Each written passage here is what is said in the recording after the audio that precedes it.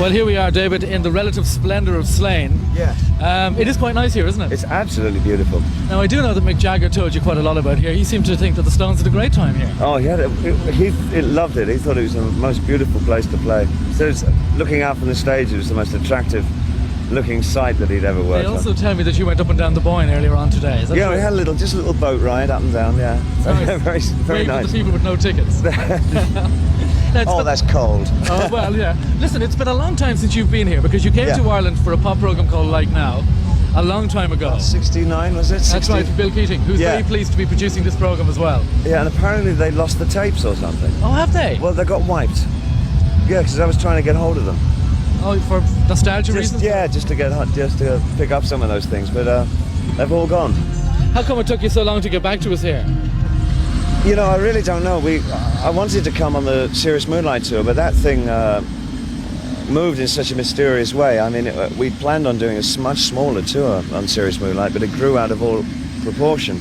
It's really snowballed after the success of the album.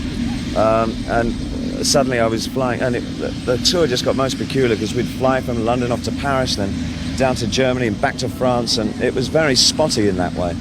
And Dublin just got rode out of it, unfortunately. But this time I made sure that we got him to do Ireland, because I really wanted to do Ireland this last time. So I'm very pleased. You have friends here as well, don't you? Yeah, I have a couple of friends here. Yeah. And of course, the Glass Spider tour is I mean, you're just in here from Barcelona. Yeah. And North America is weeks away. Yeah, it's not that long. It's 2 weeks, 3 weeks, 3 weeks away. And how many dates over there?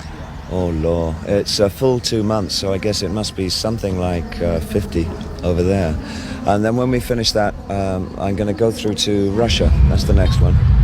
And we do 5 cities there. We do Moscow, Leningrad, and we've been offered 3 others. One of them Minsk, and I don't know what the other 2 are, or I can't pronounce them. One of the 2. Will they tell you when we get there? They'll probably tell us when we get there. Yeah. I suppose Elton John was the one that opened up that door. It certainly was the first pop artist, to my knowledge, to have worked there, yeah. But this year has been very fruitful in letting Western acts go in.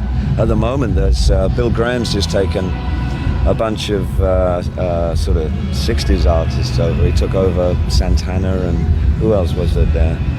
The Doobie Brothers, was it? Doobie Brothers, Bonnie Raitt, and a kind of a peace concert thing, which was very successful. My understanding is they got something like 25,000 kids. It was just great. You're obviously looking forward to going Oh, it's there. going to be wonderful. I've been there as a tourist. I'm going to have to put these on. Excuse me. I've got a very weak left eye, and it's not the sun itself, but it's the ultraviolet. The glare coming through. Yeah, I have a pupil which is permanently enlarged, so I see very well at night, but not so good in the day. It's great on TV. This is not being Ponzi. I really need it, folks. I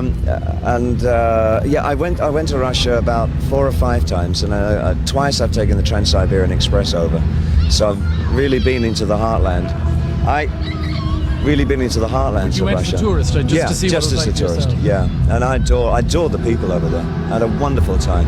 And really, the only thing that I found bureaucratic was Moscow itself. Which is a little bit like central casting. I mean, the people are very, very bureaucratic there, but I think that's the public face that the older governments wished people to perceive Russia as being.